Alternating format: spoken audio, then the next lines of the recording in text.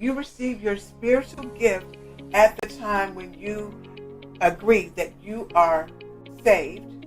You receive the Holy Spirit, and you receive your spiritual gifting at that time. So that's the purpose of them, to edify the body of Christ and glorify God. I think sometimes we don't necessarily know what our gifts are because we're living out something someone else told us that we were to keep. And what keeps me going is my personal relationship with God. I think that a lot of folks, because they don't even have that personal relationship, they struggle with coming into community. Right. So it's important that you have that personal relationship to keep you sustained, because people are going to disappoint you. That's great.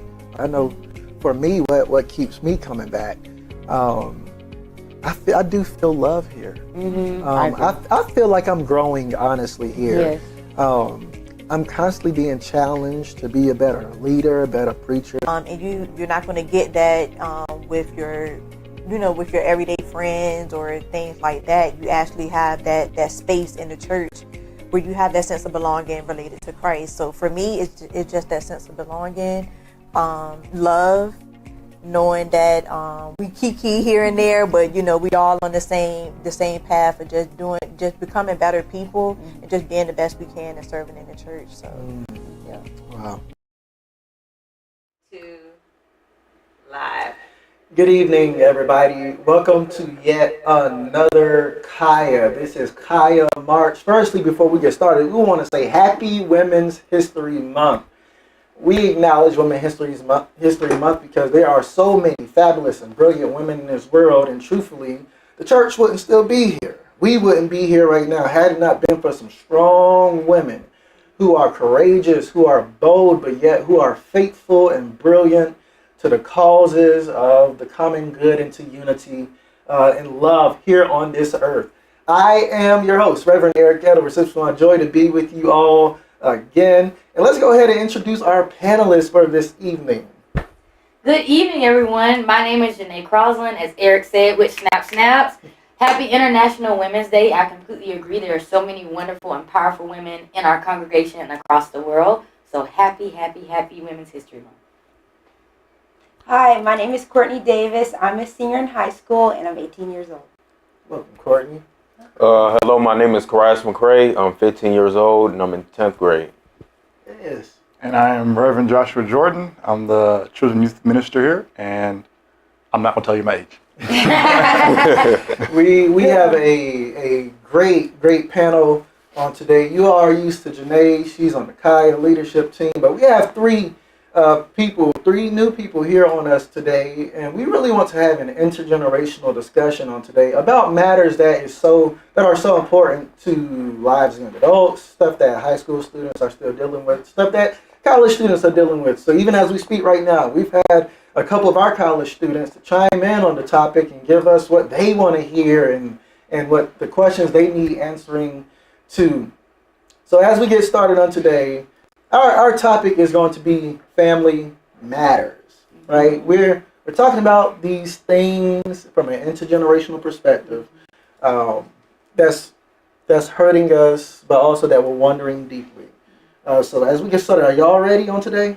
Oh, I'm ready like Freddie. Yep. Yes, ready like Freddie. That's all right. So let's start off just laying the groundwork of this, right? So the central truth of our discussion today, and this is going to be our objective of what we're doing. Okay? The central truth of our discussion today is that we have the ability to live a healthy and fulfilled life. Yes. Okay, that's what we really want as young adults, and everything that we talk about is going to be from that perspective. However, a healthy and fulfilled life is not absent of issues, right, that comes with being human and being followers of God. So today, we come together to learn from one another's experience.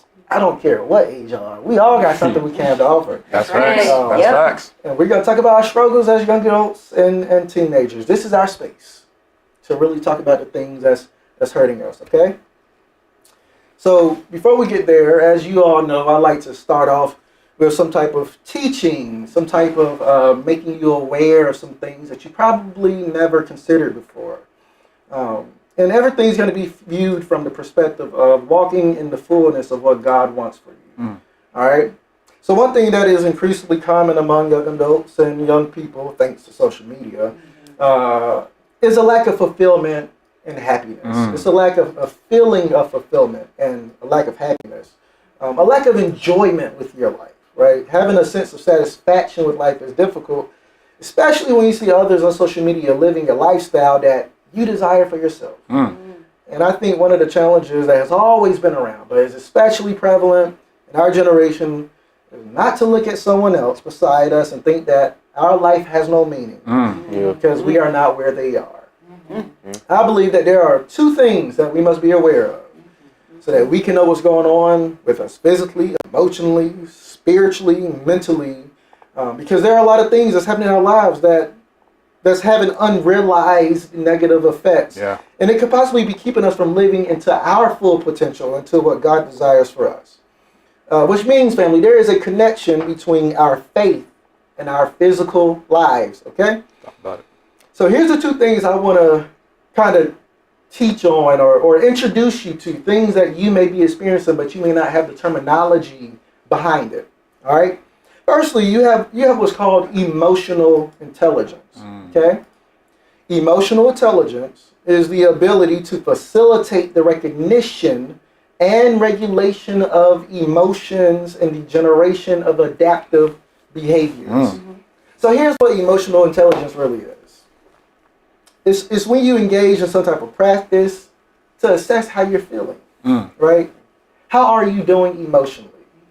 That's actually one of the practices, and we talked about therapists many of times, but that's one of the practices that my therapist has me doing of kind of these daily check-ins of, okay, how am I feeling? I think that's important because so much happened throughout the course of the day. You don't ever really stop to think how you're feeling. And when you do that hard and rigorous work, not only will you know how you're feeling, but then you can also start to pinpoint the source of why you're feeling how you're feeling.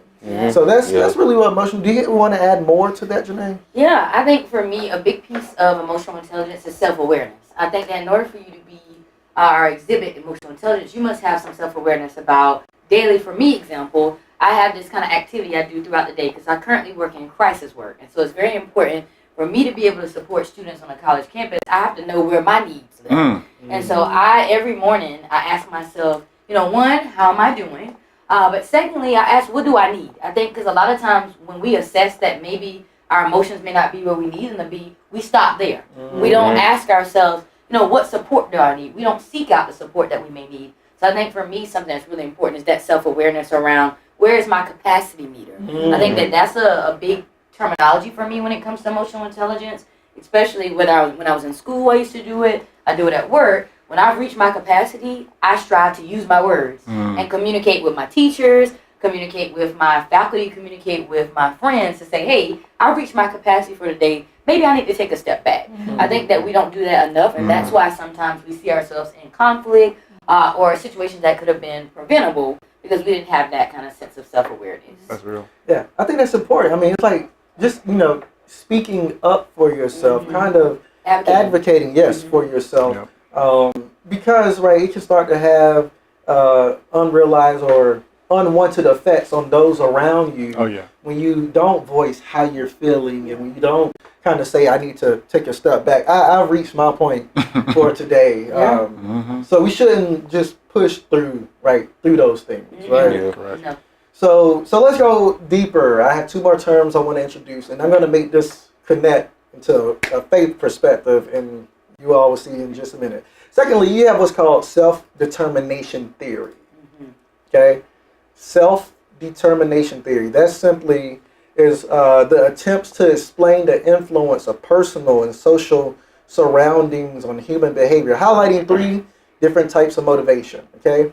So it's all about, again, paying attention to your social surroundings and those that surround you, but also your personal surroundings on your human behavior, how you're acting, what you're doing, how you're engaging in what you're engaging in, the attitude behind it. So I'm not going to reveal all three types of motivation. I'm just going to reveal one type that's specifically important for what we're doing right now, and that is a term called demotivation. All right? So we all know motivation, but demotivation. This refers to the lack of initiative to participate in an activity due to an apparent lack of apparent internal or external incentive. This is when you don't want to do something because you don't see a reward behind it. And I think, that's a lot of us, and we don't really, we experience it, but again, we don't recognize the terminology behind it. And a reason why I'm bringing this to your forefront, to your mind, is because I want us to do something about it, right? So here it is. When brought together, emotional intelligence and self-determination theory are connected to one another. How you're feeling emotionally can determine your motivation for doing that thing, right? We should know that it's not wrong to feel emotion. That's not what we're saying. It is not, feel your emotion. You're human. You can't escape how you feel. But when what we feel begins to cause us to avoid or not to do what we're required to do, that's when it's now a challenge that we have to now confront. And this is where the life of faith come in. Right? We can be experiencing demotivation, and as a result, that can keep us from walking in the purpose that God has planned for us. And it's one biblical character who I'm thinking of, who is like, if demotivation was a person, it's him. His name is Jeremiah. Right? Jeremiah is the epitome of demotivation. Right? He knew how he felt. All the time. And he didn't want to do what he was doing because of how he felt, right? So specifically, just to lift up a chapter, just to give some more a story and narrative behind it, right? In chapter 15, Jeremiah is a little angry. He's a little sad that people have pushed him aside. Therefore, he starts going to this kind of like rant. He's just like, you know what? Y'all gonna push me aside. Y'all don't care for me. His family don't care for him. And then he kind of turns to God and say, but you deceitful. You are a deceitful brook. That's what Jeremiah said in chapter 15, verse 19. You are a deceitful brook. Okay? But God responded and was kind of like, whoa, calm down, little boy. You pushing the boundaries right here. But notice what this shows us in this life, right? Jeremiah shows us two things. One, life is hard. Oh, yeah. Life with God is hard. Oh, yeah. And life with other people is hard. But two, God gives us space to be human. Yeah. Okay, and I submit that we should use these characters, and this is a practice maybe that all of us can start to utilize as we're being young adults. View these characters in the Bible that we're reading as life partners.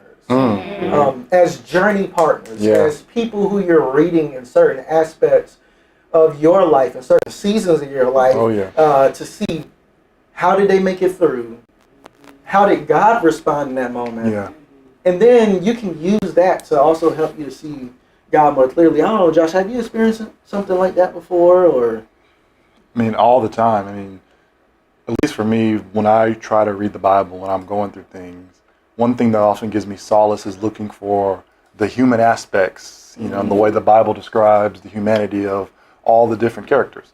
I mean, the Bible makes it clear, you know, in a number of different ways that no one's perfect in the Bible but Jesus, right? But even as you read about Jesus, you can see the emotions that he was going through. You can see that he you know, everyone's favorite scripture to pray. You know, Jesus wept. You know, you have to say a scripture for you eat dinner. Everyone knows Jesus wept. You know, but Jesus wept. You know, Jesus felt anger. You know, Jesus felt remorse. All these different emotions that the Bible describes about Jesus and about others.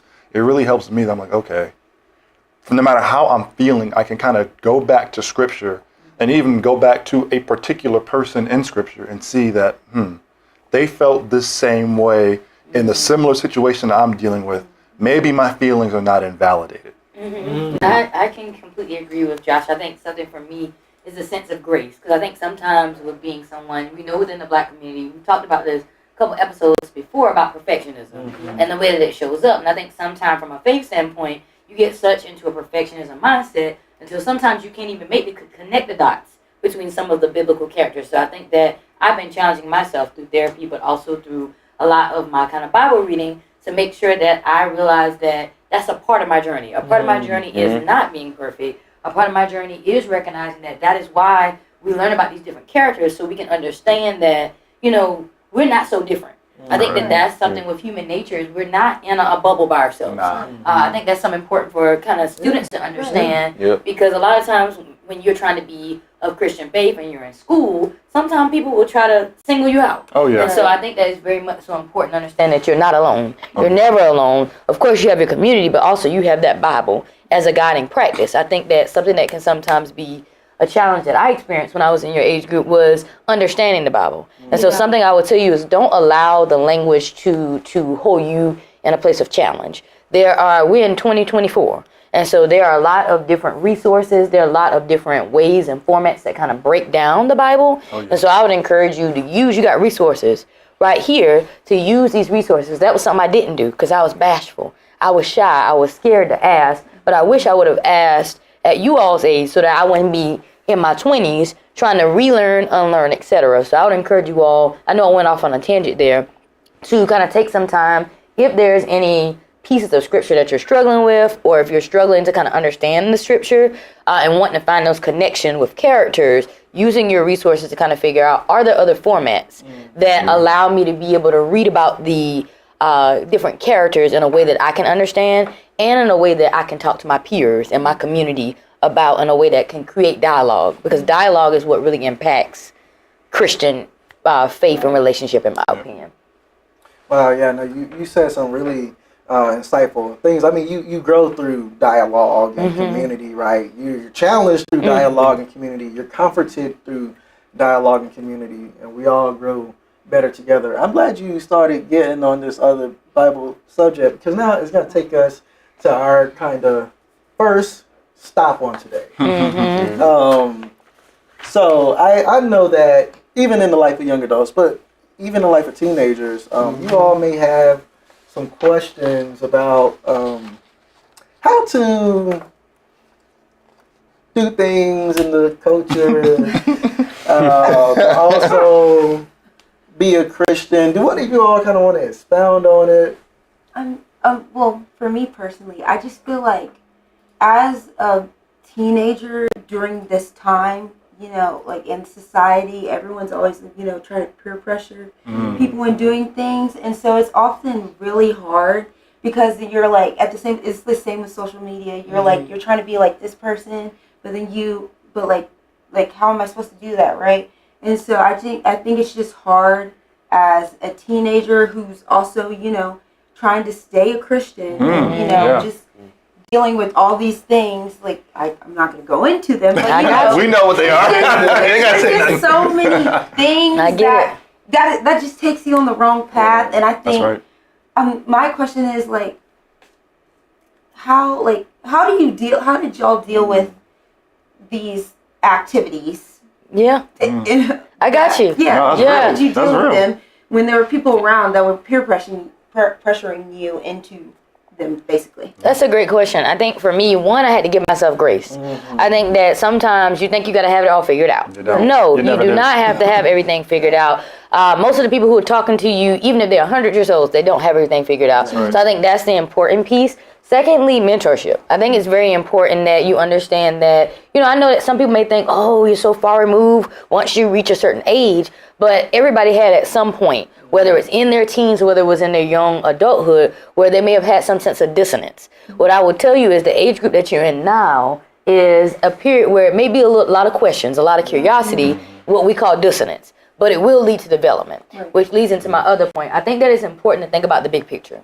So some of the decisions that you're making now will impact your next steps. And so I think it's important. Something that helped me when I was your age was I always thought about investment. And I thought about with your money, you're not going to invest your money in something that you're not confident about. So I started seeing myself as an investment.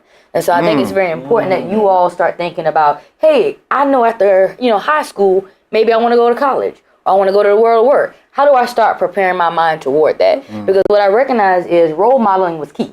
Even folks I talk to even now who knew me since high school, they always are able to say, oh, wow. Even now, some folks are reaching out and we're celebrating 10 years out of high school. And they're like, you know what? I never told you this when we were in high school, but I admired you because you stood firm. Like they say, you stood on business about yourself. And so I know that those are not always the answers, yet I think that those are some pieces. Lastly, I think community. So everybody ain't gonna be on the same thing. And you may encounter a lot of your friends who are peer pressuring you, yet I think that it's continuously praying that God provides the people in your life that you need, because he will. And if you're not getting it from that prayer, it's changing your posture prayer. So maybe it's changing what you're asking for in prayer so that he can kind of lead you toward, whether it's mentors, whether it's peers that may not be in your grade, whether it's a peer that you may have overlooked, etc. Because I feel like there may be people that you don't know yet that also may feel similarly about faith.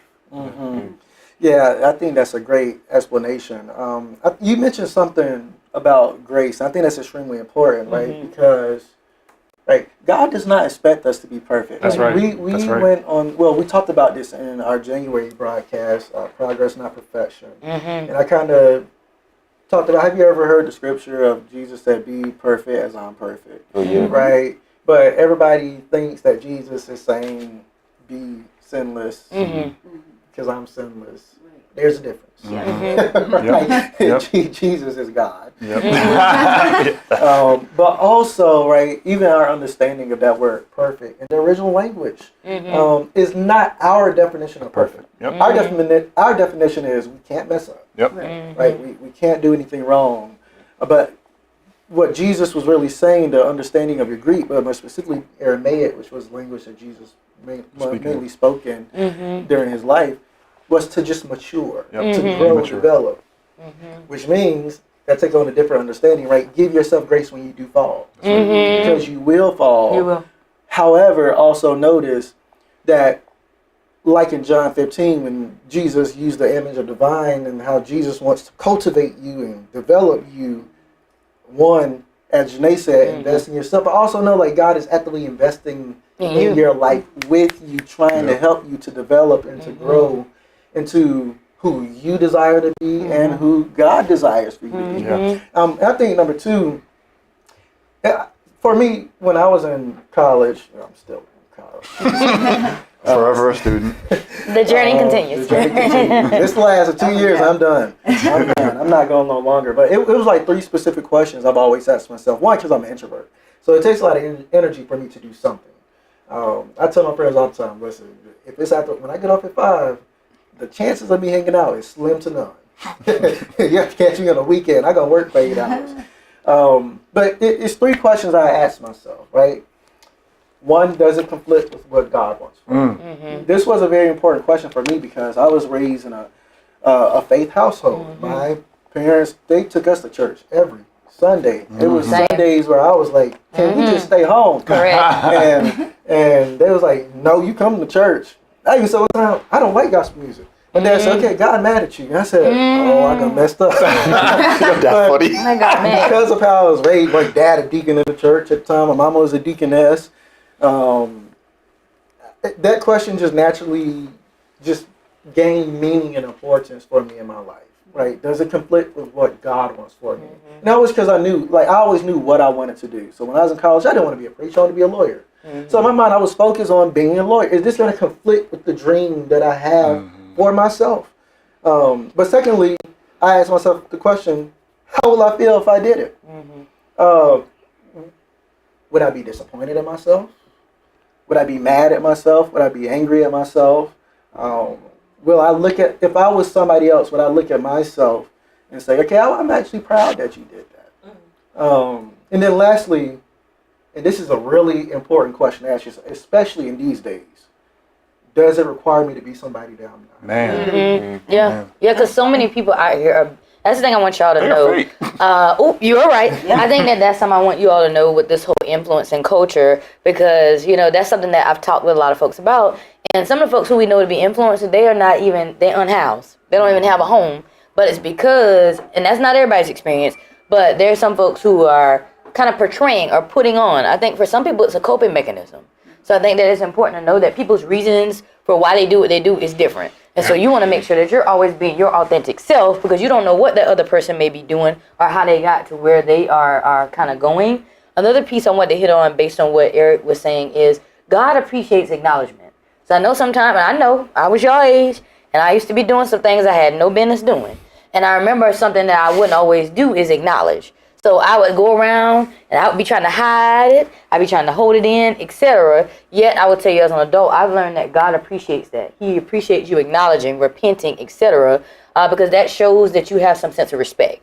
That shows that y'all learn about respect and the importance of respect. But I think it's important from a faith standpoint that you have that sense of respect. And sometimes your friends may not have that. Yet you got to remember, y'all not built the same. You know how y'all done heard that in school too. We built different. Yeah. Well, when it comes to faith and it comes to church, sometimes you got to understand some of your friends you may know from the street, you know, they built different. And so I know that may not be, you know, professionally written, but I think it's important to kind of keep that in mind as a believer of we ain't built the same way and we ain't supposed to be built the same way. So how do we make sure that, as Eric said, in our build, we're being authentically ourselves and not being something that somebody else has made us to be? Exactly. Yeah, Christ, what has been your experience? You know, I agree with her because, like, I feel like as humans, we should hang around the right group of people. Make sure that you're around positive instead of negative people. Yeah. And I know we all sin, but God wants us to be.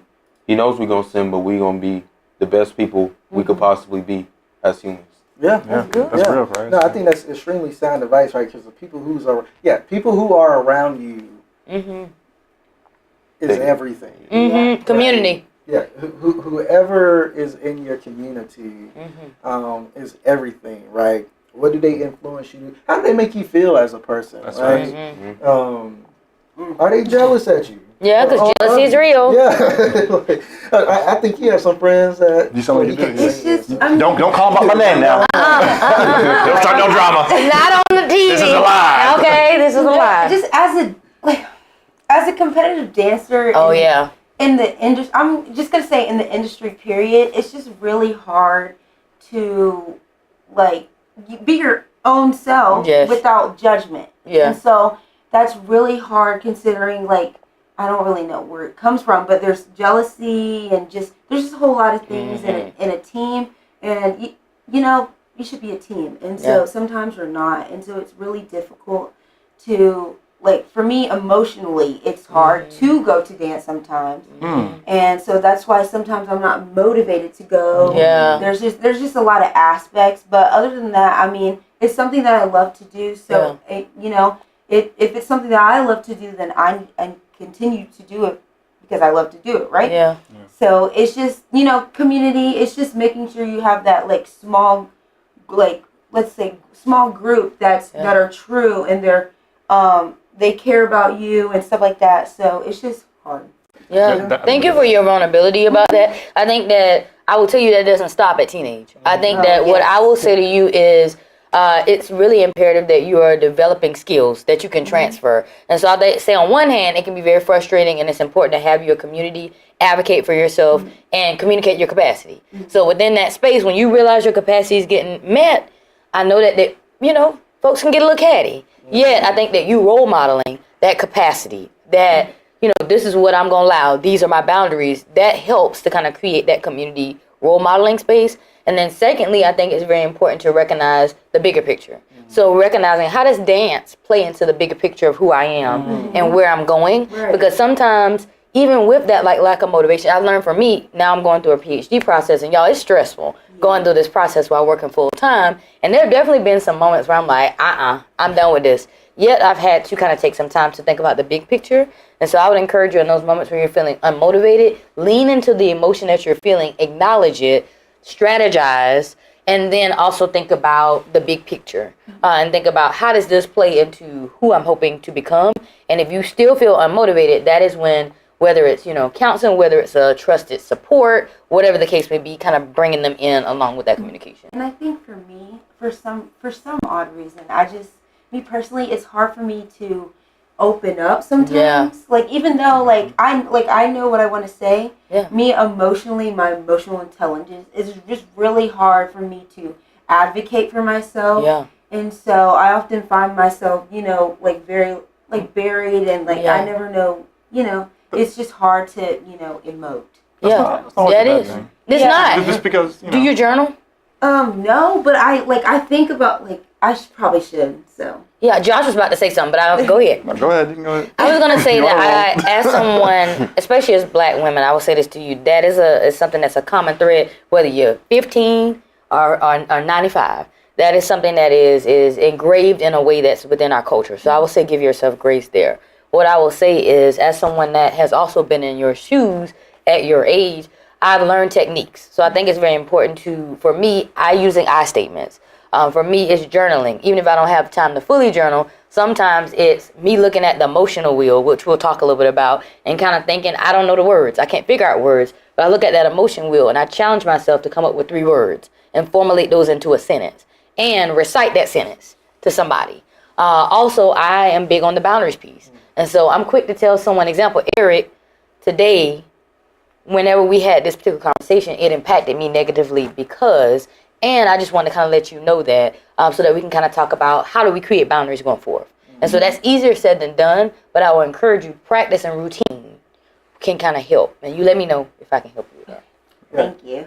Now, y'all, I actually didn't do nothing to her. So. We were That's how So just, I'm clear in this situation. Oh, here he go. I should have used somebody else. Got it. I'm clear. But I think, Courtney, so for your situation with the motivation and the dance, I think it's difficult because, one, you're a part of something where you all want the same thing, right? You all want to shine.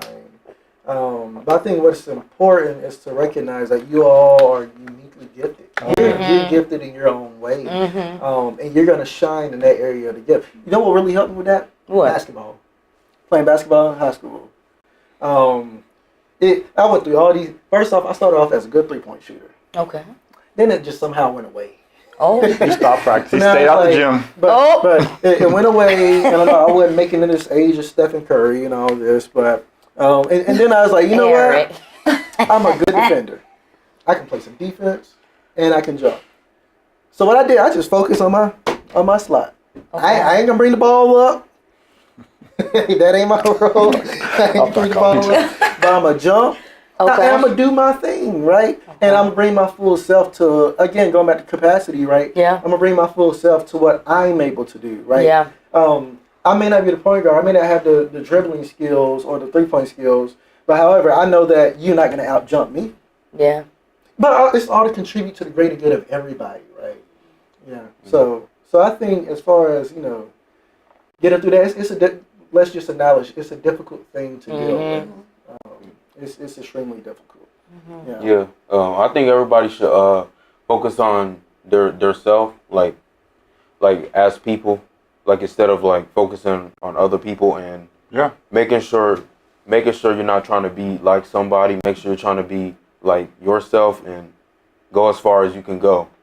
That's real cool. That's good. I think that's a really important part around being your authentic self. I think that's a tagline that you'll hear a lot once you start getting into jobs and that type of thing. Yeah, it's easier said than done. And so I would encourage you to keep that mentality of kind of focusing in on what you enjoy, because I think that is something that you all will learn too, is as you get older, Black folks, sometimes we struggle with hobbies. We struggle with, our identities outside of our work. And so I encourage you all at this age to really lean into your authentic self. What are your hobbies? What are the things that you have interest in, so that they can continue to evolve into adulthood?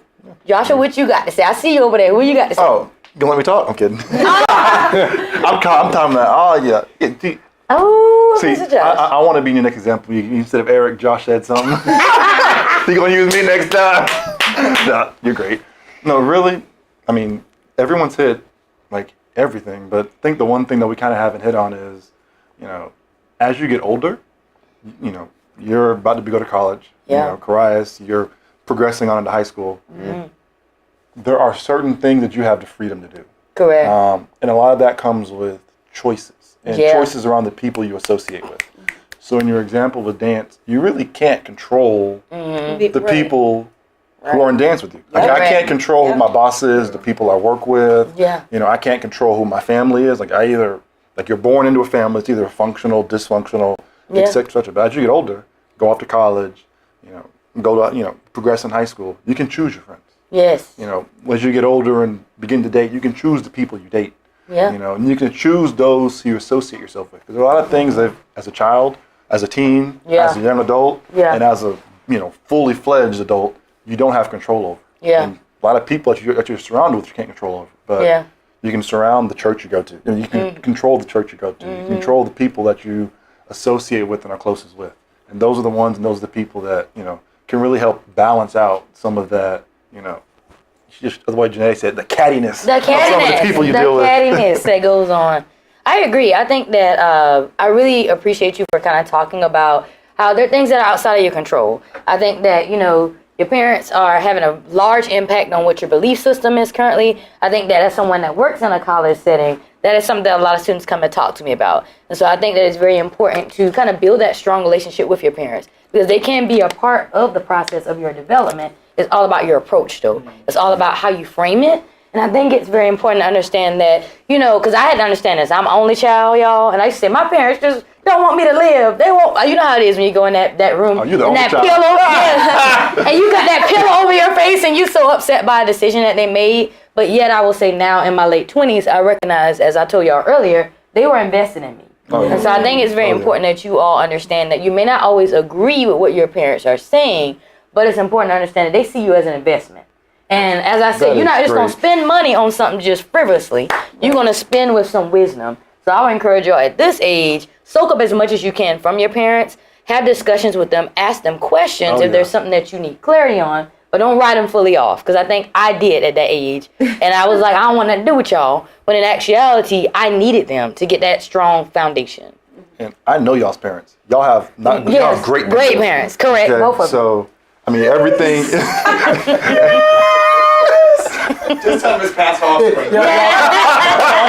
Come on the broadcast. And, but no, you all have offered some really, really great things. Are we being helpful to you all, Pariah? Oh yeah, very helpful. Yes. Yeah. So I think so let's just keep on, digging into this piece.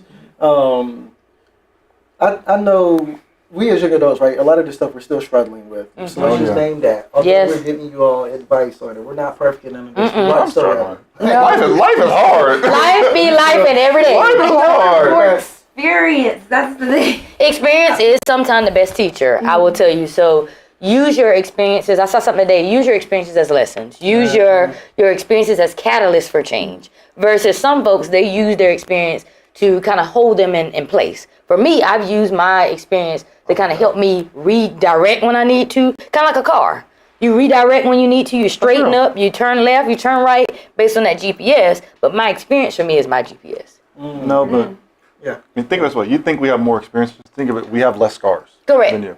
Yeah. I mean, so you have less scars than us. I said that the wrong way. You know what I'm saying? Like, you have less Yeah, scars than okay, us. yeah. We've been cut more. We've been cut more than you. So you know. I'm understanding. Yes. Yes. Like more issues, basically. Yeah. It's like, I think for me, I would just say that we see a little more seasons.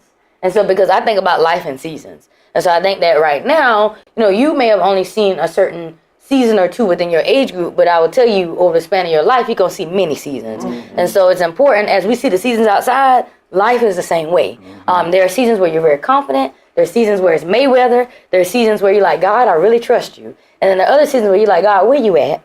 I need you to show your face now. That's real. And so I think that it's important, though, to find your rhythm. So for me, something that I've had learned, which should kind of go into our kind of segue about like how you manage when life is lifing is routine. So for me, something that I've learned is every day I got to hit that devotional when I get up. Because y'all TikTok be holding me in the threshers, y'all. TikTok. I be quick to get on TikTok and I'm going to see nonsense as soon as I get on there. But something I've started doing is I have started waking up before I go to work. As soon as I get out that shower, I'm opening my Bible app. I'm doing my quick devotional. Because I think sometimes people are like, I don't have time, there's no routine. But I've learned from a faith standpoint, especially for your age group, you can start now with finding a devotional or something that you're doing every single day because it gets you in the habit.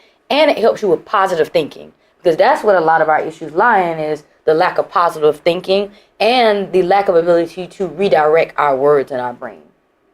I actually have a question on that. So, as an upcoming college student, how, like, with the college, like, new experiences, new adventures, just, the atmosphere, how are you able to create a routine that sticks? That is good. That's a great question. That's like that. That's a really good for question. you. I think that it ebbs and flows. I think that you have to first give yourself that grace to know that every day may not look the same. I think it's important to kind of figure out what are those core things. So example, for me, I work in crisis work. So every day I can go on with one plan, but it never works out that way. And I think that college kind of works that way. I was talking to a student about that today. I was like, what are the things that you absolutely know you need, your basic needs? So you know you need food, water, and shelter. And so every single day, you know, you need to make sure you're planning out whatever your meals may look like. In addition, you need spiritual nourishment. And so I think for college students and high school students, it's very important that you are carving out, you know, some time for God, because I think that will impact your trajectory the rest of the day. But also I think it's mentorship. So I think it's asking, for me, when I came in, there were persons who were sophomores, juniors in my major. And within that first week, I was asking them, what do y'all do? What are the tips? What are the tricks, etc.? Because I realized that you're not in the island. And so I think that a lot of colleges, not only you learning, but also you being willing to have that collaborative kind of conversation. Sure. Also resources. I can't count the amount of students that do not seize the resources. I think about my institution, UNC Charlotte, me being in the basic needs type role, that means that I have to know all the resources. And I can list off about 30 resources. Yet, when I do a lot of events, I'll ask students, how many resources have you used out of this list? And I'll say like 2. And so I would say to you as a student that's transitioning onto a college campus, when they start having those fairs within the first couple of weeks, going to all those type of events so that you can build up your bank. Because that's where a lot of students struggle with routines and such, because they're not going to resources to help them build that skill. Because it is a learning curve when you come from high school to college, but we know that. And so we have resources there to help you. The issue is folks don't come to us when they're in yellow. They wait till they're in red. And so I will encourage you, figure out what is really important each day that you need in every day of your schedule, but also fill the rest of that time with resources, learning about resources, and learning from others what they did to kind of be successful. I think that's key. I think, go ahead, you said something, Chris? Go ahead. Oh, yeah. I was saying, like, I feel like as a teenager, I can be a motivational person. Mm-hmm. Like, but I know as a teenager also, like I'm gonna need help sometimes. Yeah. Like I'm gonna need help, which is why I love my parents. They helped me become who I am now. Good. So, good. And I think kind of both things. I think you brought up a good point, Chris, is knowing who to go to for help. Yeah. And knowing when you need help. And kind of back to your, also your original question, Courtney, part of growing up and coming of age is understanding who you are and how you operate. Mm-hmm. Okay. So I'm going to give a churchy example, okay, but this is going to be one that'll make sense, okay. There are some preachers, when they go up there to preach, they have no notes, no Bible, no nothing, and they can preach the house down. Mm-hmm. Okay? If I tried to do that, I will get up here and just be I would freeze, okay? Mm-hmm. That is not the way I operate. That is not the way I'm gifted. That is not how my brain thinks, right? Mm-hmm. I have to have everything written down, be very structured, be very organized. That's the way I am, right? So as you guys kind of, for you, as you're progressing through high school, for you, as you're getting ready to go off to college, you know, as you kind of structure your days, you know, maybe you're someone who needs, I need a structured day. I need to have, you know, my calendar. The first hour is, you know, for me to do my devotional. The second hour, I'm going to go to the gym. Now I got class. This hour is for lunch. This hour is for, so, like, some people need that, okay? Other people can just kind of roll out of bed and say, go see where the wind blows, man. And everyone, and that's okay. Yeah. Like, I'm more of kind of, in terms of the day, I'm more of the latter. I'm like, let's see where the wind takes me. You know, I kind of know what I'm going to do already in my head, but I don't have a super structured, you know, every minute, this is what I'm doing today. While others, that's what helps them. That's me. I'm the person that, I will tell you, I learned calendar in high school. The amount of college students that don't know how to use Google Calendar, and that is half of the battle, because that's the way that people communicate. A lot of your faculty are going to communicate through email, etc. So learn your Google Calendar and learn how to have email communications with folks who may be faculty, your staff, etc. Because I spend a lot of my day helping, whether they're a first-year student or a senior, helping them figure out how to write an email to a faculty member. And that is a skill that we're here to help you do. But if you come in knowing how to do that, you're already ahead of a lot of your peers. I've actually been getting more comfortable with that. So I'm actually glad about that. Like the past 2 years. That's awesome. Sometimes when great, sometimes you gotta ask. You gotta be like, okay, can you fix this now? Yeah. That's awesome. So I've actually been getting pretty good at that. That's an important skill. That's an important skill, and not being afraid to advocate for yourself, and not being afraid to show up to office hours and be present. Because I was just talking to a student today, and I was like, well, have you talked to your faculty? No. Well, that might be half of the problem. So I think that it's very much so. A lot of your experiences in college are cause effect. Like you What you put in is what you get out when it comes to college. And so it's a perfect time in high school to kind of practice that. And like Joshua kind of explained, figuring out your rhythm. What works best for you may not be the same for any of us, but it's figuring out what your formula looks like. Yeah, and also, I know, just speaking from my experience, like my rhythm shifted with the different seasons of UNCG and then Duke. At UNCG, well, one, I didn't develop a rhythm at UNCG really until my freshman year, second semester, when I got a D on the political science exam. That did him. I tried to cram everything in. And that was first semester, actually, not second semester. I tried to cram everything in. Yikes. The night before. I thought I could. I stayed up till 3 o'clock in the morning. I started at 6 p.m. Don't cram. Went to 3 a.m. It does not work. And I felt confident. I got in the exam, and I just... I always fall asleep in the exam. Correct. Try a 17. Try a 17.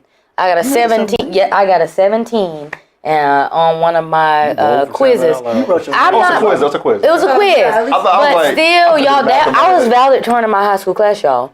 This was my first semester at Clemson. Oh, wow. I was flabbergasted.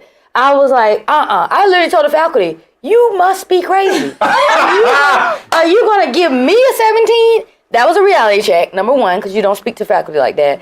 But two, that was a wake-up call for me to recognize that your identity as a high school student or even a middle school student, it transitions. And I had to learn that, I was coming from a small school district. I was a big fish in a little pond. And when you come to some of these universities or even go to high school, you become a little fish in a big pond. And so kind of preparing yourself for that, because that 17 humbled me. I hope to never see a 17 in dollars, grades, none of that ever again. I can't even comment on that. Dollars, grades. None of that. I mean, so what we're getting at, right, is that these experiences really teach you something.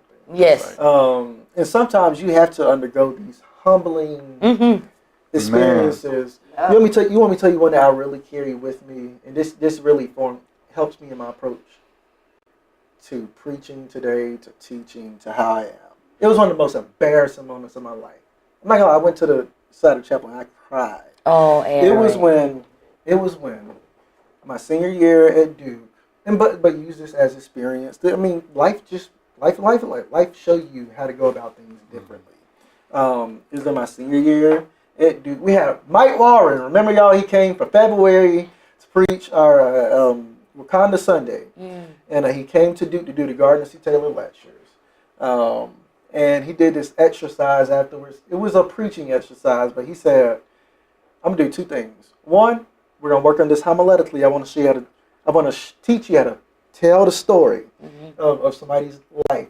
But he said, "But I also want to just test y'all biblical knowledge." So he warned that he was gonna put us on the spot. Now me, I'm not a on the fly thinker. Like, let me sit with it. Right. Don't put me on the spot. But he started off, my friend. He said, "All right, I want you all to tell the life of David." My friend skipped all the way from David being in the field to now David anointed king. All this happened in between.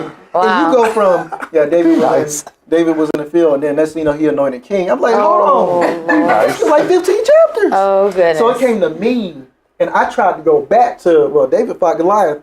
My Warren said, no. Yes. Continue where he left off. Oh, I couldn't. I stopped there because in my mind I was like, what do I do? What happened after David became king? Yeah. And at least 50 people saw that. You had pastors there, my Warren there, you had my peers there. I'm like, I was embarrassed. As soon as it was over, I went to the side of the chapel and I cried. Oh yeah, right. I cried. But Mike Warren at the end, he told me, he said, actually your experience is quite like normal. He said a lot of people when they're reading, they don't pay attention to the fine details. Man. We just pay attention to the large stories. We pay attention to the grand moments. We don't pay attention to the small stuff, the details that makes a difference. And from there, I've taken that memory with me everywhere I go to pay attention to the details of life, the details of what I'm reading, the details of what I'm doing. And that's what's formed me into who I am today. I now use it, again, as I said, journey partner. I use it as a journey partner, not as some haunting memory that now, when it first happened, like for a week, I wouldn't go back in the same room because I had trauma. right? I had trauma from that. I would go back there. I would have to experience the emotion that I felt because it happened in that room. But now it's a journey partner. Yeah. I use it with me in my approach to how I live my life. So recognizing different seasons, God does different things. You can have two different experiences. But it's all used towards the cultivation of who you are today. Yeah. So lean in on everything that you're going through. Yeah. Right? Dissonance leads to development, y'all. I know that's a big word, but dissonance just means like challenge. Whenever there's, not the ideal time, but it always leads to development. Like Eric just had a story that was quite, a moment of dissonance for him, but it led to a great development and a great story. Yeah. So we're making our way. We have about 10 minutes left. What's some more questions you all have? Let's see. Okay, I got something else to say. Okay. But I know how humans, like being a teenager and like we're in school, we wait till the last second to do like certain schoolwork and work, and you realize it's gonna catch up to you at one point, and it always catches up to you. So when like somebody say study a week later, better study a week later. Yeah. So do it. Yeah, that's real. Which, good point. I will say in a college setting or world of work, no matter which one, because I talk to students in all realms, that is something that we talk about very often, and it will pile up. And sometimes when you are procrastinating other pieces, it could be tied to your mental health. And so I think it's important that we talked about that emotional intelligence and that self-awareness. It's important to understand, where does that root of procrastination come from? Because sometimes the procrastination itself, sometimes it's not the fact that you can't get it done or you can't pass that test. It's the fear of failure. Yeah. But what I will tell you in college is failure is a concept that is sometimes necessary to get the development that you need. And I know failure is a big word and it can be scary, yet most of the students I interact with, they've had to have that sense of personal failure that they felt they've had to lead to development. Also, imposter syndrome. That's another big thing that I see on the campus. And it can start as early as 10, 11, 12 years old. Yet, I will see it manifest a lot when students get to college, because that's the first time you're really away from home. That's the first time you're able to have your own thoughts, your own opinions. And so something that I've told students to kind of help them with imposter syndrome is to kind of affirm themselves. So today, I did a tabling event, and I had students, I made like 100 different types of affirmations, and I had students pick up which ones resonate with them. And then also I had a little trash can, and I told students, what are some negative things that you've been manifesting? What are some things that have been lingering on your mind, your heart, and your soul that you want to leave in this space? And some of them thought they were, LeBron and everybody else, so they started doing it, flicking the wrist and throwing and all that stuff, which that was like a cool way to release. But at the core, something that I've realized with imposter syndrome is it's all about self-talk. It's about, what do you tell yourself? How do you encourage yourself? But also it's, how do you let go things? So for some people, for me, that's more of a having to reflect, me writing, me journaling. But for those students today, that was that little trash can symbolizing I'm letting go. So I would encourage you all to start thinking about, how do you let go of some of those negative pieces? How do you let go of some of those imposter thoughts that exist? And then also just recognizing that perfectionism does not exist. There's no such thing as being perfect. There's no such thing. Listen, me and Eric know, dance or do it. But it's a learned thing. So I think it's starting small and just continuing to practice. Yeah. And it's funny and very ironic that y'all mentioned that, because as a full-time IB student and dual enrollment, I know it. Just being a competitive dancer. Procrastination, me, when I procrastinate, I am very good at waiting to the last minute, and then you're working under pressure, because the saying is, what is it? They thrive in the pressure creates diamonds. Yep, exactly. Like, I can work under pressure and I'll get it done, but me realizing, I'm going to college in a few months, that's going to catch up to me. So it's like I said, trying to create that routine that sticks with me, because I think that's why me personally, my mental health sometimes is not that great, because I'm stressed. I'm always stressing myself out. Yeah. So it's just, It's strategy. Oh, go, Josh. Let me put it this way, okay? One thing that's maturity and wisdom, a part of growing up, is I know Eric talked about learned experiences. Janae talked about dissonance. One thing that as you mature and grow up is that you realize that some things you don't have to go through if you don't want to go through them. Yeah. So let me give you a crazy example. Okay, I know that if I jump off this mountain, I see what happened to the last guy that did it. I don't want that to happen to me. So I can go through that myself if I want to, and learned it the hard way. Or I can say the last guy jumped off the mountain. I see what happened to him. I'm not going to jump. I'm going to take a different path. And again, we've talked about, both of you guys have good parents, have great parents. Your parents have many learned experiences. You have people like Janae, Eric, myself, who can share many learned experiences. Even the swarm are things that we can talk about. But as you kind of get older and have good mentors and good people in your life, there's nothing wrong with hearing someone saying that they did X, Y, and Z, and it turned out to give them results that they don't want. And that, for me, a lot of times enough, I'm like, I don't want to do that. I've heard people talk about procrastination, and I tried to procrastinate through college, and it took me 6 years to graduate. They still graduated, but I didn't want that to be me. Okay, I was trying to get in and get out. Right. Yeah. I actually have another question. So, what was the hardest adjustment from your teenage years to adulthood? I think for me, it was the fact that everything that folks may tell you may not be true. I think that, you have people who are in your neighborhood or people who you are like growing up with who may tell you all these different things that as you start going to college, as you start learning about life, you learn those things may not be true. And so that's where that dissonance and that curiosity comes into play.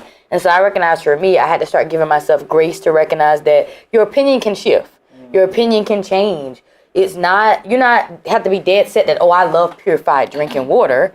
You may learn something as you grow that may make you realize that purified drinking water is not your favorite. But I think that was a hard transition for me because I was very black and white. Yet I have learned through a lot of transition in life, living in 4 states, undergrad, grad, now in the PhD, that it's very important to appreciate the gray areas. Appreciate that there's not always going to be a yes or no answer to things, and embracing and learning that sometimes what you may have grown up knowing may not be the reality for you, or what you may enjoy or feel connected to when you become an adult. I'll say for me, the biggest difference between being a teenager, a college student, and adult is you understand that, both of y'all have great parents. Your parents are people too. Yeah. You learn to see the humanity of your parents. You learn to see their shortcomings. Yeah. And you realize that they meant well, but everything they taught you or may have said wasn't 100% true, or made sometimes just flat out wrong. Yep, I start seeing that now. I'm not even gonna comment on that. I got a question. Go ahead, Christ. So what was the hardest thing to let go, as being a kid and get into an adult? What was the hardest thing to let go, in your opinion? And this will be our last question because we're at time. Yeah. I think for me, the hardest thing to let go was not always relying on my parents. Right? I have really loving parents, really loving, caring parents. But knowing that I don't have to always rely on them, but their thoughts don't have to be my thoughts. Their perception of things don't have to be my perception of things, right? We talked about authenticity. I'm authentically me. How I think is how I think. And it's not wrong to think how I think. It's not wrong to view something the way I view it. We're different. And because you're my parent, listen, I love you, but I don't have to rely on you for every single thing. Because if I'm going to be my own person, sometimes I have to, like an eagle, I got to spread my wings and fly the way that's going to be for me. I'll say this, I think Eric said it pretty much spot on, is learning who you are, learning to think for yourself and the things that make you happy and the things that you want to do. When I was in high school, my parents knew every person I hung out with. They knew exactly what classes I was in. They knew what time basketball practice was. I was driving their car. They knew how much money was in my account because it was their money, all that. So 95% of the time, probably more, hi mom, hi dad, their opinion was right. I get to college, they don't know everybody I'm hanging out with. They don't know every place I'm going. You know, they don't know all the classes I'm doing. They don't even know what I'm learning about because I took a whole different major than them. Now their opinion, was probably 80% right. Now as an adult, they don't know anything. I mean, I talk to them every day, but I'm my own person. Yeah. So that I see them 4 or 5 times a year. Talk to them all the time. But as you get older, it's literally learning for yourself and learning to make your own decisions and to be who God made Carias to be, not who your parents think you are or think you should be. It's determining for yourself what God has laid out for you to do. You have anything to wrap us up? I was about to say, I close us out. I think for me also, it's just the fact of your opinion matters. Yeah. I think that was something that was very hard for me to kind of conceptualize because I was a people pleaser. And so I wanted to make sure everybody was pleased, everybody was included, but something I've had to realize is you have to choose you. I think it's always important to center your needs because if not, it impacts your mental health. It impacts in the long term your physical health. It got to a point where, they thought I'm in my 20s, but my whole right side would tingle in pain. Oh, wow. And they were like, is it neurological? Is it a stroke? What is it? But then I learned that it was tied to stress. And I realized a lot of that stress was tied to others' opinion. And it was tied to, I'm so worried about every move I make. Doesn't need to be validated. So I would say do not seek validation in people. You have God above. That is the only person that you need to be having any type of conversation with. Because at the end of the day, I always say there's none of them can put you in heaven or hell. And so at this point, I think it's really important that you don't seek validation in material things or people, but that you feel confident in your decision making. So that's my kind of point there. Love that. That was it. Yeah. Well, family, we've had a great discussion. I just want to say thank you all for joining us. Thank you, Carias. Thank you, Courtney. Thank you for asking some very deep questions. Very good question. I mean, these things that you are dealing with, believe it or not, are still things that young adults are dealing with. I mean, so to the young adults, Everyday. Adults too. Everyday. Senior adults, all of them are still dealing with these things. And listen, I believe that somebody will grow because of what we've all done here on tonight. So family, that wraps up our time. Before we leave, I want to put out what we're going to talk about next month. Next month, we're going to ask the pastor. That's going to be our CAYA topic, ask the pastor. We're going to put a pastor on the hot seat. He's going to go through his catechism again with us young adults. We're going to ask him some deep questions, but also really some questions that we're wondering theologically, biblically, about faith, things from pastor's perspective. So he's going to be on with us next month. Join us again on the last Wednesday of April at 6:30, and we look forward to our time together. Until then, we'll see you all next month.